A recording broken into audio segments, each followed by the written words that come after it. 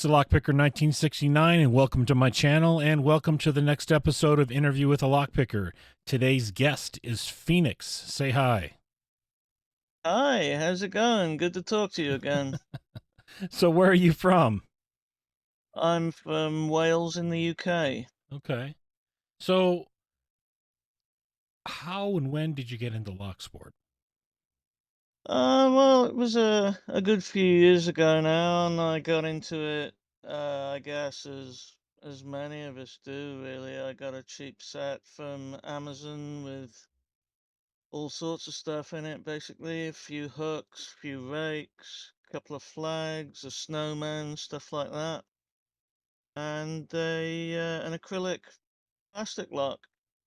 Okay. So that's how I got started, and then after a little while, I got my first Sparrows set, the pivot set, and that's the one I mainly use now. I've got the Tuxedo set as well, but and I've just bought a set from um, Lawlocks recently, the Ridgeback set, which Yep. was on sale at half price, so I thought Yeah, I'd pick that up. it's a good deal. So yeah. So, you mentioned something during the pre-interview about the challenge of it. Is can you? Yes. Yeah. I enjoy the kind of the nerdiness of it a little bit. I think it's the whole engineering challenge, it's kind of you against the flaws of the production of the lark, essentially. And I kind of like that. I like that kind of challenge. Okay. hmm So, And well, yeah. what kind of challenges did you face learning lockpicking, though? Um, well, to start with, it was all pretty alien, as I guess it is for most people, but certainly tensioning was an issue, as I've heard many people say. And sort of visualizing, I tend to learn very visually, so visualizing the inside of the lock was was difficult after I moved on from the acrylic lock. Okay. And then when I got into other types of pins like spools and stuff, actually I knew the theory about it, but actually feeling my way through it, that took that took quite a bit of time, and the counter rotation and half sets and all that sort of stuff. And then got on to serrated spools a little bit in the A1100 and serrated pins in general. Okay. So, All right. So, who would you say were your like major influencers when you were first getting going in lock sport on YouTube? Who were you drawn to? well, I guess at least one of the first people was LPL, lockpicking lawyer. Okay. But also there's Bosnian Bill. I found his style was quite interesting and Yeah, a little bit unusual. definitely. And yeah. And then some British guys like Lock Noob and D-Mac. Love DMAC. Yeah. Definitely watched a lot of Lock Noob also. So, Yeah. okay. So, And go ahead. hmm oh yeah, and then there's a guy called the Helpful Lockpicker as Okay. well. I think Yep. Yep. yeah, he's an American guy. He's good. Yeah, I like him too. Um, hmm okay. So, at some point during your journey, though, I would imagine, like most of us, you needed hmm to get some answers to problems and questions. So I would imagine you turned to the community. How Yes. how did that go for you? Well, I became a member of a group on Facebook called, I think it's the UK Lock Pickers, the Coliseum of Lock Sport, Yep. Yep. I think it's called. And so I've just asked loads of questions in there at pretty much every stage of the game, and everybody's been incredibly helpful, and I just love the community. Yeah, definitely. And yeah, totally. And I've spoken to people like Lady Locks as well a little bit. She's been incredibly helpful. Again, I like the way she communicates information. I think it's very I think she's quite unusual the way she teaches and shows people things. She's very thorough, and Yeah, that's one of the things that made me reach out to her when I was just starting yeah. to watch her on Facebook. She didn't have a channel on YouTube yet, and All right. Okay. definitely loved her style. My wife, who doesn't even pick locks, was listening to her video while I was watching it, and had Mm-hmm. commented and said, "Who is that?" And I said, "Yeah, I need to reach out to this person because she really needs to be doing a channel." And I'm glad she Yeah, decided to do it totally. because she has been a pillar of the community as far as I'm concerned. So, Yeah, totally. but do you get on and use Discord and Reddit? I've been on Reddit a couple of times, been on Discord a couple of times. Not a huge user of either, but I've used you know, the server we're on here and there a couple of times, asked people a couple of things, got some help on a couple of things. That's all been great. Okay. So, My main interaction with Reddit is probably the LPU and the belt system, yeah. Well, which is that's the reason I went over to Reddit at first also was the belt system. yeah, yeah. So, but so speaking of the belt system, are you pursuing the belt system? I am. I'm at orange belt at the moment, and I'm hoping to progress to green belt sometime in the first half of this year. So what's that been like for you so far? It's been great. Again, a lot of um help from the community, a lot of support. You know, people been sending me bits and pieces to, try this, try that, and it's all been great. I can't say enough about the community. You're all some great people. Yeah, so you have a YouTube channel, but have I do. you haven't needed to do any belt videos yet, I don't believe. Is that why you started your channel though? I did the orange belt video Okay. uh, of the Master 575, Okay. but that's I've done a couple of lock picking videos. Um, but mainly I started the channel for reviewing things like films and Mm, books and pretty much anything. okay. I've reviewed all kind of stuff on there. And narration, so I've narrated some books and Oh, cool. this and that, and some creepy pastas and stuff like that, Okay. All right. So which hasn't unfortunately gone anywhere yet, but maybe one day. so what's the future of your channel going to be? Well, hopefully, if it works out, I mean, I don't know, probably just continue in the same vein largely, I would think, with things like reviews and Locksport, largely. I think I'm gonna be posting a lot more Locksport stuff on there. Okay.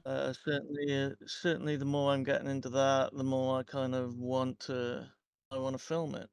Okay. So, I'll probably do that, like, I'm putting up in a video in a couple of days where I'm, essentially putting a A1100 back together. A friend of mine on, the UK group on Facebook sent me a bunch of pins and stuff because I ruined the first A1100 that I had. I ended up squashing the plug, unfortunately, trying to get the C clip off. Ah, But yeah, so I'm gonna try and put that back together. You know, put some new okay. pins in it, this and that, Good. and then put that up. All right. So, question for you: what do you do for a living? Currently, I don't do anything. I've been a student in the past in computer science, and my original undergrad was in English and philosophy. So my postgrad was in computing, was quite a different, um, and in quite a different direction. But the reason that I don't work that much is because I have a neurological condition, which means it's quite hard for me to get about. I walk on crutches, I occasionally use a wheelchair, and the condition itself is called hereditary spastic paraparesis, Oh, okay. which which is basically a form of spasticity that affects the lower legs and the feet largely, but it can affect other places in the body as well. There are lots and lots of different types of it. So depending on what type you have, depends on how it affects you essentially. So, question for you: since Mm. you said it's neurological, does Yeah. picking locks and having that, the necessity to focus on Hmm. picking, does that aid you in any way with the paraparesis? It does very much because when I'm having a particularly bad time, I just came through a fairly rough time just before Christmas. I I found it was something that I could do, sort of sat down while watching YouTube videos or whatever I was doing. I could sort of take a lock and some picks in my hands, and as you say, it's a focus Hmm. as much as anything. And, with the autism as well, because I'm autistic. I was diagnosed 5 years ago. Hmm. Okay. And that kind of provides not so much an impetus to continue with it, because it's something that I love to do, Yeah. but it kind of, almost get a little obsessed with it. So, I'll work on something and work on something, sometimes for hours and hours. I'll forget about time Hmm. and just go like that. Like I was saying to on Lady Lux's stream the other week, in fact, I was working on a lock the night before for 7 hours and couldn't get it, and then the next day I got it in 5 minutes. So I mean, it's That's the way it yeah, goes. in it just it's a precocious mistress. Yes, it is. Okay. Certainly So, is. um, I wanted to give you an opportunity to. Do you have any thank yous that you want to mention to any lock I sporters out there? do. All right, let's hear I them. do. Certainly. Well, the community as a whole, number one, but specifically people like yourself, Lady Locks, people like Lock Noob, Helpful Lock Picker, Lock Picker, Bosnian Bill, a friend of mine, Richard Jones, on the UK Lock Pickers, the Coliseum of Locksport group on Facebook, and everybody on that group, though. I mean, it's an awesome group, and there are way too many people to name, and I'd leave somebody out. Yeah. But Richard Jones in particular, a fellow Welshman, Okay. is he's been a great deal of help providing me with things and helping me out with little bits and pieces. So Excellent. yeah, and then the community on Reddit and Discord, etc. Yeah, it's been great. Okay. So we talked a little bit about your hobbies and interests, and I wanted to dive a little bit more into the narration part, Mhm. because you said you were doing some interesting things with that, and I wanted to make sure we covered that. Yeah, yeah. So I've got quite a gothic sensibility, quite dark. So I've done a fair amount of horror stuff on there, like short stories, and I did a narration of Dr. Jekyll and Mr. Hyde a few years ago, and also one of a book called Who Goes There, which was the source material for John Carpenter's version of The Thing Hmm. in 1982, I think. Yeah. But the author that wrote the book, his estate actually got in touch with YouTube and got that series of videos taken down, which was quite unfortunate. Yeah. But but thinking back to it, I could have said something like, because it's an old book. It's from like I think it's 40s or 50s, Yeah. and You'd think that'd be I could public have, public domain by that point. yeah, yeah, but also, it's an incredibly good story. It's incredibly influential, and people don't know that much about it. So I think I could have made the argument possibly that, I was introducing a whole new generation to it. But Yeah. uh, to be honest, I decided not to fight it because, I just didn't want, to get in trouble, basically. I No. mean, I got the copyright strike. That was enough for me, really, Yeah, I at that understand that. time. Understand that one. Hmm. I've had to deal with copyright strikes earlier on when I first started doing the channel, and Oh, really? yeah, when I was using music in videos, and Of course, yeah. I thought it was music that was public domain, but you have to be really careful about that kind of stuff. So I wound up just going with Yeah, with totally. a subscription. I think it's called uh Epidemic Sound or something like that. I can't remember what the name of the Oh, right, okay, I've not service. heard of that one. Yeah, and Cool. they have a pretty decent selection, which is what I use throughout a lot of my videos. So, Oh, um, cool. but they're aware of your channel, so they already know to clear you from copyright strikes. So that's always Yes. useful. Yeah, that's right. So, but you And mentioned, then I go ahead. and then I've narrated things by Edgar Allan Poe and H.P. Lovecraft and a, um, a short story set in the Hellraiser universe, and so I've been through a couple of things, but yeah, that was the only one that I had banned, unfortunately. Okay.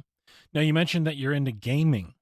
What kind of gaming? I am indeed into video games. I also have a admittedly very small gaming channel at the moment called Newbie Doo Gaming, Okay. and it's starting to grow a little bit, probably because I'm doing more current stuff now. But I started out doing just games that I liked or found interesting, and I still only do stuff that I find interesting, but I'm sort of a little more current now. Like I'm doing a game called Mouthwashing at the moment, which is quite a big deal in that genre because it's a horror game, but it's the style of it is quite 90s. It's quite low polygonal, so the Okay. graphics wouldn't be like what you'd find in an A-rated game, for example. Gotcha. Okay. So, and then of course that's a horror game as well. It's a psychological horror set on a spaceship that is essentially full of depressed people. So that's that's a laugh a minute. But Okay. there is a lot of dark humor in it. But the basic message is, that, or at least what I'm taking from it thus far, is that you can become good at something and then, have a brilliant career or a successful career. And then all of a sudden you feel the branch creak and you feel like the ladder has disappeared under you and you need to do something else because you feel you're defined by what you do. Yeah. And you want to essentially not get typecast is what it comes down to. Yep. And then it's basically how you deal with that. And then the the guy that causes the crash is the captain of the ship, and because he's depressed about his career and his life and blah blah, and then it's how that affects everybody else on the crew, and then they find a stash of incredibly alcoholic mouthwash, which is where the title of the game comes from, and then it's just how that is what is essentially by that point a bunch of depressed alcoholics From get mouthwash. yeah, yeah, right, it's crazy. Okay. And then, it's called Dragon's Breath, Mm, the mouthwash. okay. And, it's just how how tensions start start up again and how different sides of people's personalities come out. It's a bit of a social commentary thing, really. Okay. But, and it tries a little hard, frankly, but it's good. I mean, it's worth playing if you like that kind of thing. Okay. Well, last question before we wrap up. What Uh-huh. what is your favorite thing about Locksport? Well, I have many favorite things about Luxport, but probably the number one favorite thing that I have is being able to develop these kind of practical skills. Because growing up, I've always been a large person, and I've always been seen as somebody that wasn't particularly practical. Now, that's not just because of my size, it's because of how I'm quite cerebral with a lot of things as well. And I never thought, that I'd be any good at lockpicking. And so to be able to develop those practical skills has been great. It's been what continues to drive me basically is the challenge of honing those skills and taking that forward. Well, I hope you continue that journey and continue Thank getting you very that much. I reward. certainly will. Mm-hmm. So, I hope so, and I'm sure I will. yeah, do you have a final message for our audience? I do. Just that you feel, like I did, that I was too clumsy to do something like lock sport, which takes a fine a finer motor skill. That if you want to try your hand at it, try your hand at it, and there'll be something you'll be able to do because I mean there are certain different types of locks. There are so many different types, and at the same time, it rewards the efforts that you put into it. Yeah, Obviously, the more you put in, the more you get out of it. definitely. And if you're determined to succeed, you will be able to do it. And, if you're in a position where you're disabled or you've got depression and anxiety, as I've got as well, you can, it can provide a very, very strong focus when you're not feeling great. It can give you something to absolutely focus on. And there's a reward at the end of it. But what Yeah, I want to say most of all really is quite simple. It's just a great hobby, and I feel that if somebody in my position can do it, then you guys can too. yeah, definitely. I want to thank you for sharing your story with me and It's been a allowing us to, pleasure. yeah, so allowing us to really go into and understand some of the things that you deal with and what really drove you to want to Yeah. continue and do this, because I think that inspires other people who maybe have the same types of concerns, and I think that's Oh, totally. I mean, I remember it was one of your videos I saw actually was there was a gentleman that you interviewed on there who had, I think it was Parkinson's. oh, Parky, yeah. And yeah, and unfortunately I believe he's passed away now, is that Yes, correct? yes, he did about 6 months after that interview was done. Yeah. Right, and listening to him, I felt like, because I mean, I've been tested for Parkinson's myself, and some of the medications they've tried with me have been unsuccessful because I haven't got Parkinson's, but that whole process gives one a kind of an appreciation of what it's like to have that kind of disability, because it's quite similar in some ways to So, Parkinson's. yeah, so Yeah. what I take away from Parky is even with his disabilities and his challenges, he Mhm. still was able to do so much and reach so many people and impact so Yeah. many different people in Locksport. He was an Yeah, amazing, totally. amazing, amazing man. And it's Yeah, he's a very inspirational. true loss to the community. Indeed. That is very felt by everybody that knew him. So Yeah, I can he imagine. is deeply missed. So all Mhm. right, with that, I'm gonna wrap this up. Um, Okay, thank you very much. It's I been great. I want to tell those out there who've not been interviewed yet, why not come get interviewed? It's a fun process, I swear. I'll make it a whole fun thing to go through. Um, if we haven't heard your story yet, then let's hear it. So get in contact with me, and we'll get something set up. With that, we'll wrap this up. If you are a subscriber, thank you. If you are not yet a subscriber, please hit that subscribe button, turn on notifications and all, and hit like on the video. And thanks for listening.